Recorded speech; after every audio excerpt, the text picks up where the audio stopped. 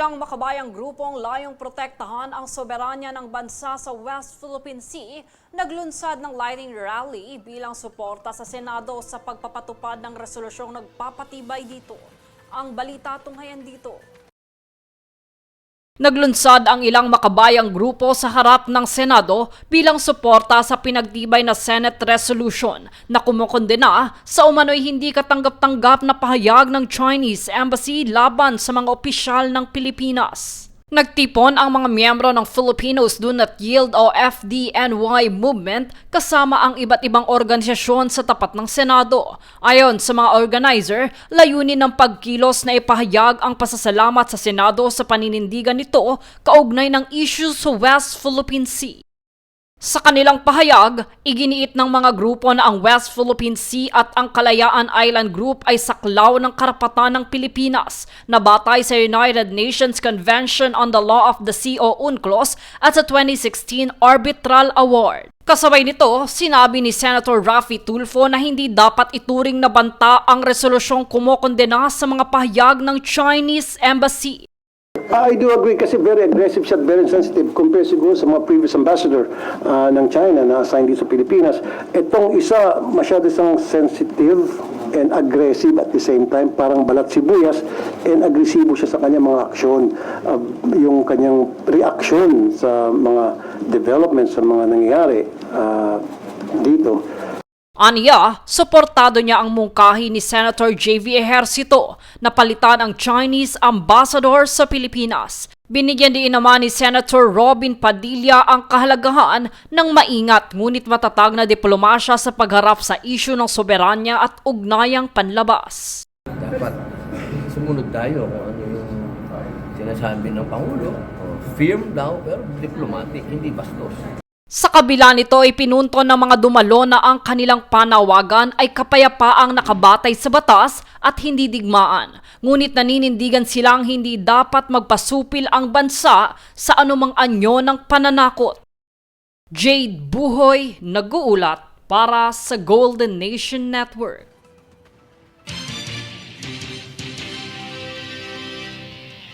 Nananawagan ng hustisya ang mga pamilya ng mga nasawi sa paglubog ng MV Tricia Kirsten 3 sa Basilan.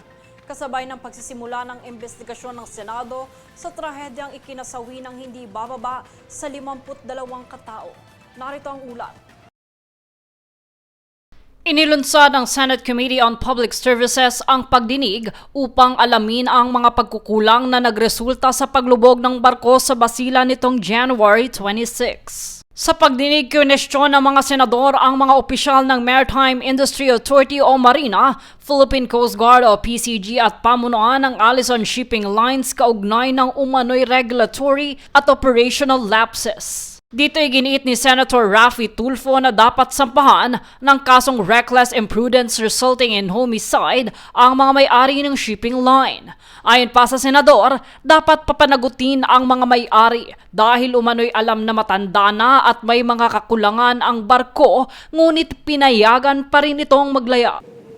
Dapat kahit na yun ay aksidente talaga at lumubog yung barko, at walang kapabayaan, kahit na walang kapabayaan, dapat binabayaran ang lahat ng biktima at survivors. You change that. Iniulat naman ng Department of Transportation o DOTR na may nakitang overloading sa pasahero at kargamento. Gayun din ang inconsistency sa passenger manifest. Batay sa paunang datos, may 273 nakaligtas, 52 nasawi at 24 pa ang nawawala. Kinumpirma naman ng Marina na dumaan sa proseso ng pag-aproba ang mga ginawang modifications sa barko noong ito ay inangkat noong 2010.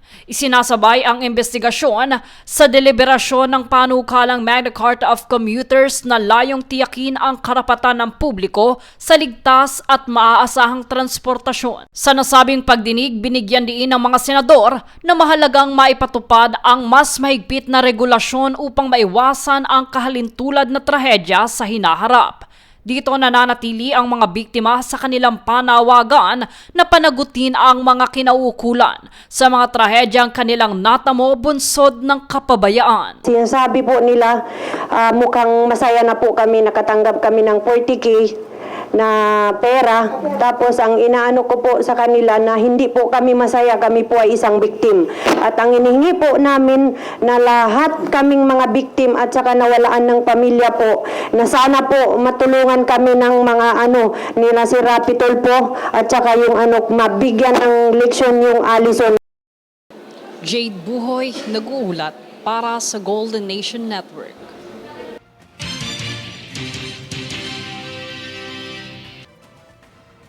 Kaugnay na balita, maghahain ng administrative at posibleng criminal charges ang Department of Transportation o DOTR laban sa Allison Shipping Lines Incorporated at ilang tauhan ng Marina at Philippine Coast Guard kaugnay ng paglubog ng MV Tricia Kirsten 3 sa Basilan. Ayon sa DOTR, natukoy ang issue sa overloading, kakulangan sa safety compliance at pagkakaiba sa passenger manifest at aktwal na bilang ng sakay. 8 tauhan ng Marina at 6 na tauhan ng PCG ang inalis muna sa tungkulin habang nagpapatuloy ang investigasyon at paghahain ng kaukulang kaso.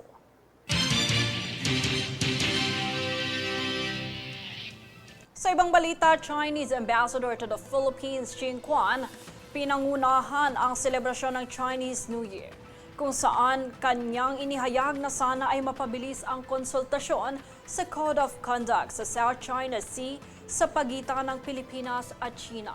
Ayon kay Xing, ang pagkakasunduan ay maglalatag ng matibay na pundasyon para maisaayos ang maritime issues at gayon din ay mas mapalawig pa ang ating bilateral relations. That hurt our relationship for a long time. So that's why Chinese side always advocates dialogue. Let's sit down, let's talk, let's find ways to manage differences. So this year, the Philippines serves as ASEAN's chair. So both China and the Philippines, we all hope that we can speed up consultations on what we call COC, Code of Conduct in the South China Sea. So reaching that agreement would lay a solid foundation for managing maritime differences and advancing bilateral relations. So why not? We have talked for more than 13 years. So this year we're really facing some opportunities that we can get something done. If we can reach just like a framework, that will be very beneficial for both sides. Samantala, sinabi ni Xing na hindi nila hahayaan ang patuloy na pagkalat ng mga maling salaysay laban sa China na maaaring magdulot ng gulo. It is the mission of our embassy to firmly, loudly, clearly say no to those people. We cannot allow those misinformation to mislead the public or undermine bilateral relations. At the same time, we will continue expanding practical cooperation using positive momentum to offset those noise until such distortions find no audience and no believers.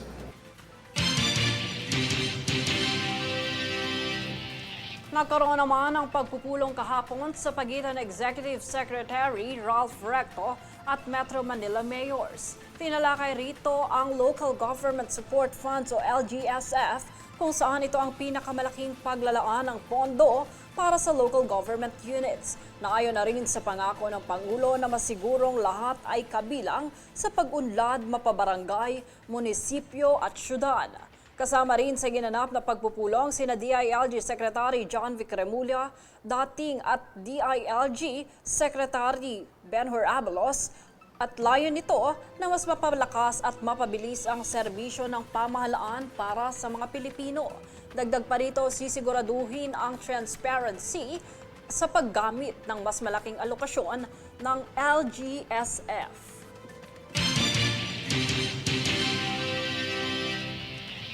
Samantala, grass fire ang naganap sa Carmona, Cavite. Para sa detalye, tunghayan ng ulat na ito.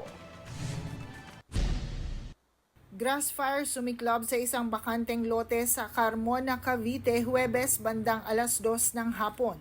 Malakas ang hangin kung kaya't mabilis na kumalat ang apoy at usok. Sa video na nakuha ni Rain Roman, malakas ang hangin sa naturang lugar kung kaya't mabilis ang naging pagkalat nito. Mabilis naman ang naging pagresponde ng mga tauhan ng Fire Department ng Carmona at agarang ding naapula ang apoy. Wala namang naitalang nasira at nasaktan sa pangyayari.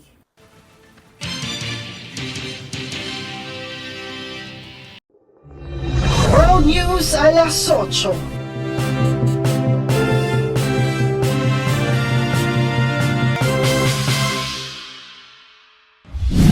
Nous ne pourrons jamais nous réconcilier complètement avec la violence insensée qui a déchiré Tumbler Ridge hier.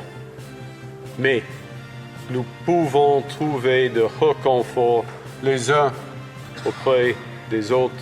Nous pouvons prendre soin les uns des autres. To those families who have lost loved ones, this house mourns with you.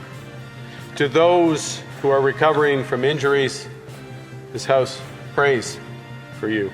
To the students, the teachers, the parents, every resident of Tumbler Ridge, all of Canada stands with you. May the memories of those lost be a blessing. May this community, which has shown its resilience so many times before, once again find the strength to heal. And may this house prove worthy of what Tumbler Ridge has always been, by striving to make Canada a better, kinder, and safer place. World News alas 8.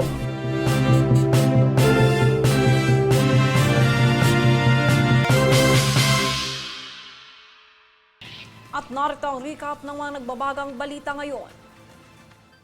Sa ulo ng mga balita, pinsala sa agrikultura dulot ng bagyong Basyang umabot sa 74.15 million pesos. DFA nagbabala sa mga Pilipino laban sa recruitment sa Foreign Armed Forces. Hustisya sa mga biktima ng lumubog na barko sa Basilan, panawagan sa Senado. Suporta sa resolusyon kaugnay ng WPS, inihayag ng makabayang grupo. China, hangad ang matatag na paglago ng bilateral relations sa Pilipinas. Patas at pantay na balita, komprehensibong ulat para sa pulso ng masa. Ito ang News Force. Yan ang pinakamainit na mga balita ngayong araw. Manatiling nakatutok sa aming mga ulat at update sa aming Facebook page, facebook.com/Golden Nation Network. At mag-subscribe sa aming YouTube account, youtube.com/@Golden Nation Network. Ako si Jade Buhoy at ito ang News Force.